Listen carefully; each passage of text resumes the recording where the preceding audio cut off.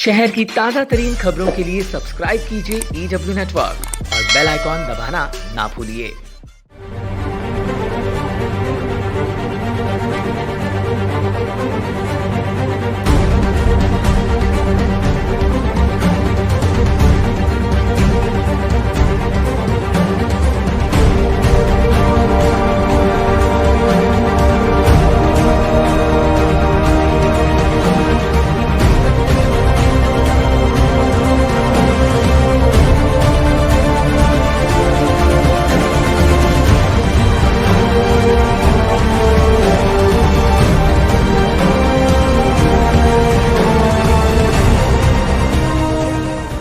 देखकर चौंक गए ना?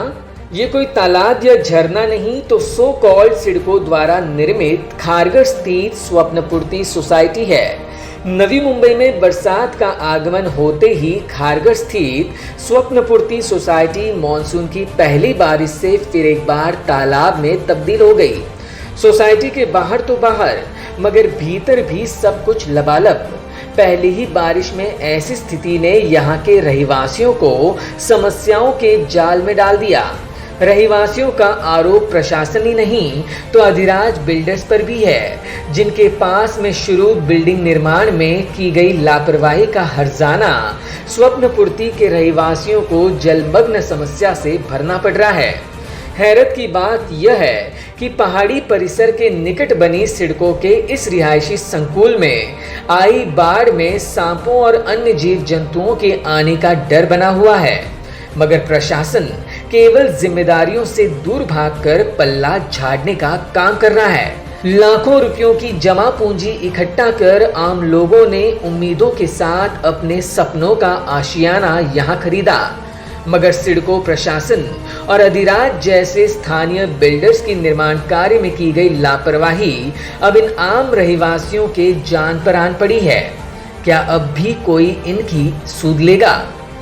जिंदगी की जमा पूंजी इकट्ठा कर आखिर सिडको के स्वप्नपूर्ति खारघर के स्वप्नपूर्ति सोसाइटी में घर का सपना पूरा करने का आज यहाँ के स्थानियों ने अपना सपना पूरा किया, जमा पूंजी लगा दी।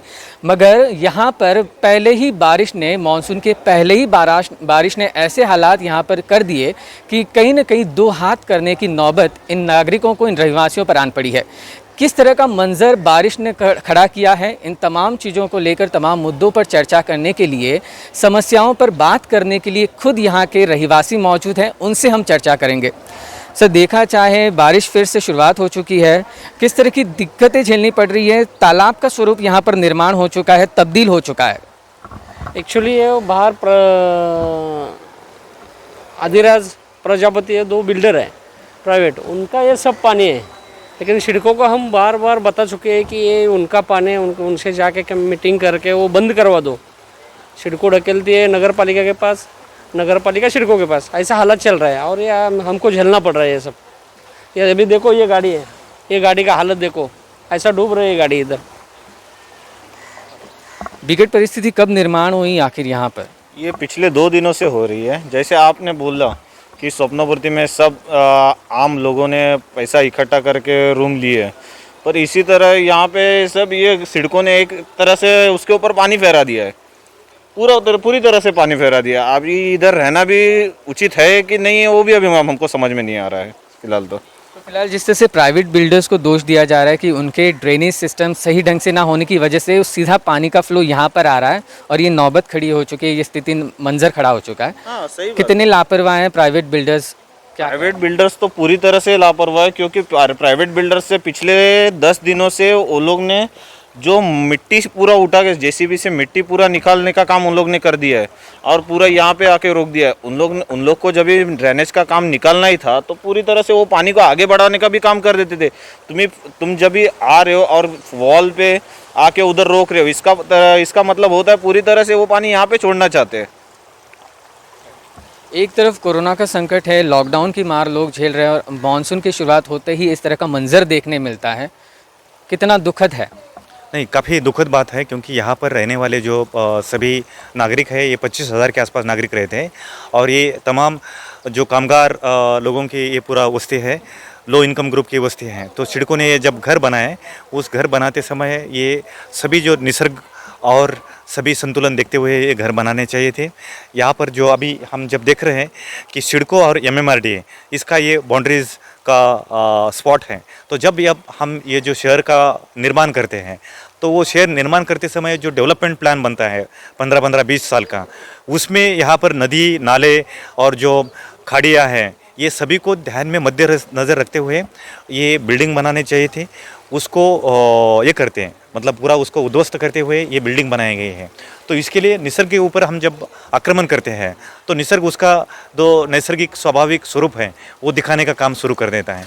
तो उसका ये ज्वलंत उदाहरण है।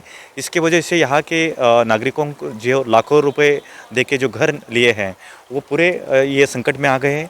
तो ये पूरा जिम्मेदारी राज्य सरकार, पनवेल महानगर पालिका, सिडको और MMRDA उनके बीच के आपस में जो तालमेल है, कोऑर्डिनेशन है, उसके अभाव के कारण से ये सब हुआ है। इसको अभी भी हम पिछले 3 दिन से सिडको के जो वरिष्ठ अधिकारी हैं, MD, जॉइंट MDs है, फिर कमिश्नर है, ये सभी को हम कोशिश कर रहे हैं बताने का, लेकिन उन्होंने किसी ने भी यहाँ पर एक विजिट भी नहीं की है। और आज हम देख रहे हैं कि ये काफ़ी खतरा यहाँ पर तैयार हुआ है और आज शाम को शायद ये बिल्डिंग में अंदर पानी घुस सकता है। लोगों को यहाँ से रेस्क्यू रिहेबिलिटेशन करने का या रिलीफ देने का जो काम है उसके संदर्भ में कोई भी एक्शन प्लान यहाँ पर सिडको या MMRDA या महानगर पालिका का मौजूद नहीं है। तो ये काफ़ी खतरे की घंटी है। ये सिर्फ शुरुआत है, यही हम बताना चाहेंगे। ये तो एक शुरुआत है, खतरे की घंटी है। सिडको प्रशासन और महापालिका दोनों ही एक दूसरे पर अपना पल्ला झाड़ रही है काम से। क्या लगता है, जिम्मेदारियां ढकेल रही हैं? जी बिल्कुल, ये तो जिम्मेदारी ढकल रही है। बट जैसा कि हमारे बंधु ने कहा, इसके ऊपर तुरंत एक्शन होना चाहिए। अदरवाइज़ अगर चलता रहा तो फर्स्ट फ्लोर या ग्राउंड फ्लोर का जो है वहाँ तक के पानी जाने के लिए आराम से चला जाएगा, 1-2 बारिश में और चला जाएगा। प्लस जो बाजू में जो स्नेक्स है, रैट्स है, इनका भी काफ़ी प्रमाण बढ़ जाएगा और जो कोरोना का अभी जो प्रभाव चल रहा है उसमें एडिशन और कोई रोगराई का हो सकता है। तो इसलिए हम यही चाहेंगे कि तुरंत इस चीज़ों को एड्रेस किया जाए। बहुत बहुत शुक्रिया हमसे बात करने के लिए।